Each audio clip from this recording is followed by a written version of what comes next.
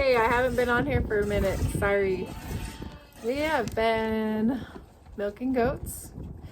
We got it down to twice a day. I only did 3 times a day for the very first. Then we lost the Boer mom, and so we have 2 extra babies that I was not planning on providing for, but that was a sad loss for our family. My husband dug the grave. My kids made a heads marker. They engraved it with their wood embossing kit. We haven't made the time to put it on yet. They're still working on it. But they all took part in putting that together for our goat. And they named her little female, they named her Sunflower after her mom. So that's kind of fun. We were not expecting to have a death. I don't know if I explained it.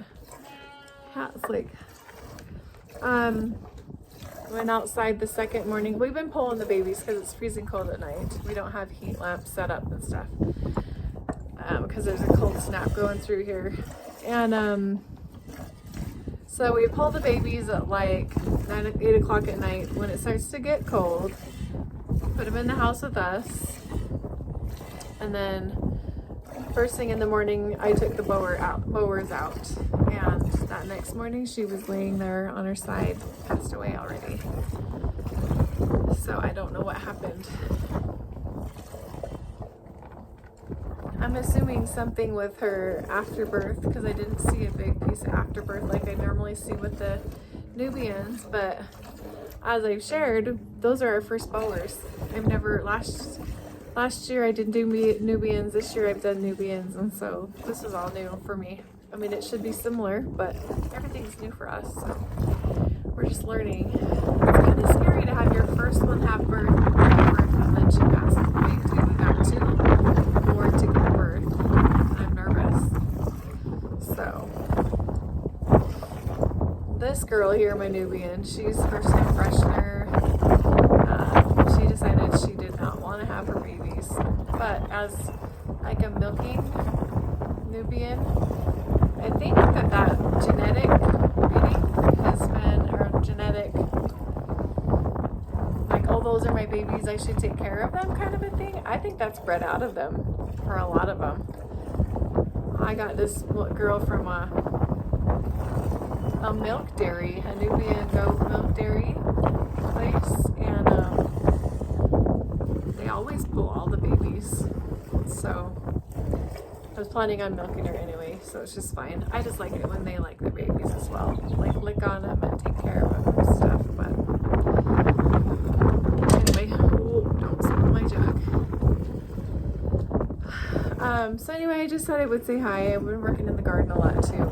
I borrowed the skid loader. I think I mentioned that, and then I kind of went missing in action. So I've been trying to prep the garden, and I zoned feet today, which I'm back at that, I guess. I got my foot zone room set up. I had the most amazing experience zoning 2 people's feet today, doing energy work on them, removing trapped emotions. I love to do that. So if you're ever in my area and want your feet zoned, I can do that for you. So I took a break from the girls in school today, teaching school, and let them play while I zone feet. So,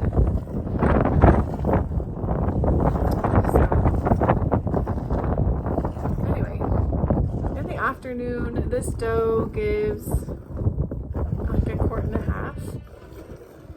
In the morning, she's a good 2.5 quarts or so. I don't like to milk her.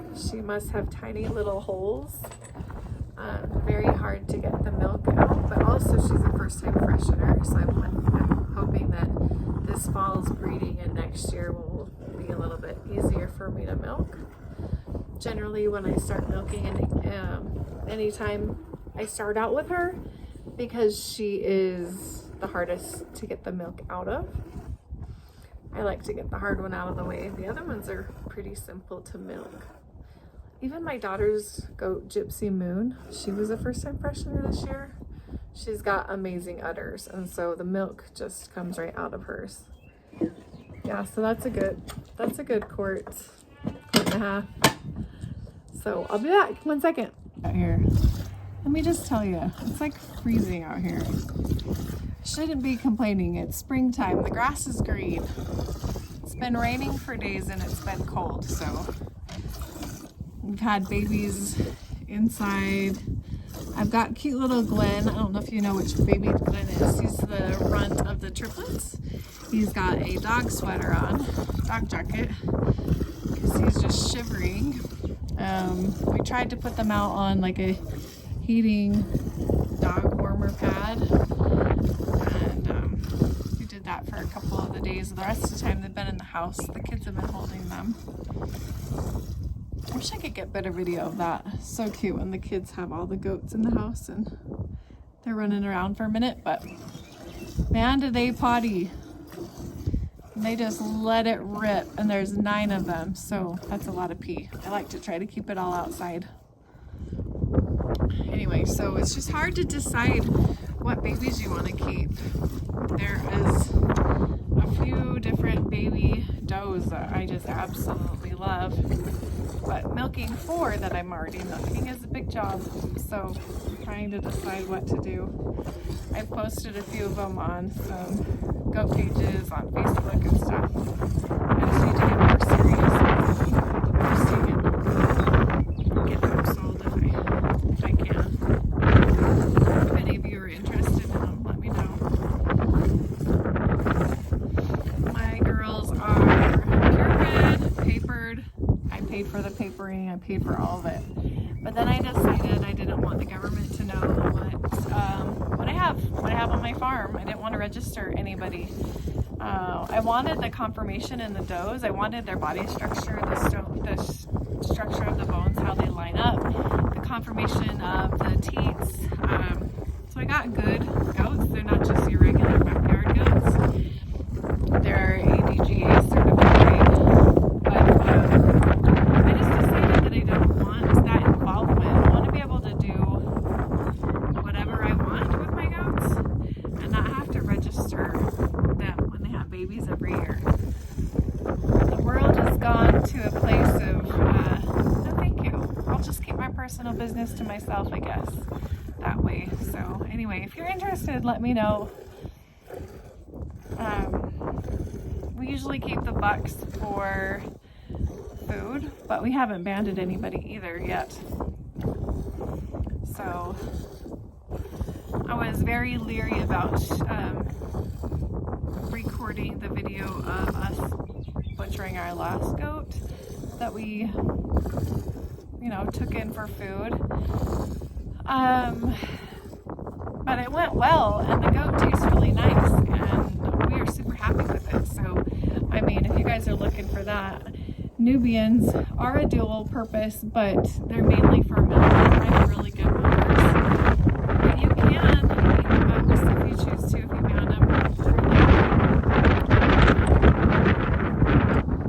They're really good to eat too. So we've tried that out, and we're super happy with it. But we did decide to go with the Boers, the meat kind anyway, just because we wanted to have meat. We wanted to have the meat type of animals, so we decided to buy Boers as well. So I got to grab the next goat so I can get this job done. All right, well, I just thought I would say hi.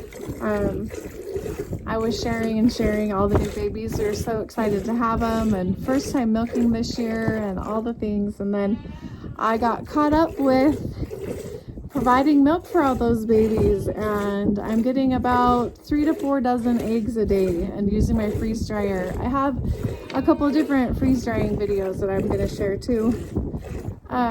So I just thought I would check in and say hello. I also restarted some seeds, so I have my first round of seeds and they're getting big. The plants are getting really big. Some of them I had to move out. I have a whole flat of tomatoes. That reminds me, I think I also shot a video of my plants and stuff, but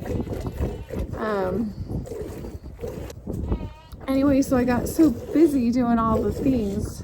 I just need to share it with you guys as well. it's so fun to share all these things, but I think I need to turn myself into 3 more people to accomplish everything. Anyway, John let me borrow the skid loader. I think I shared what I kind of did to the garden. I moved all of the mulch and all the things around. I started a whole flat of asparagus, and so I'm super excited for that to start coming up. So I'll have a whole flat of asparagus seeds started.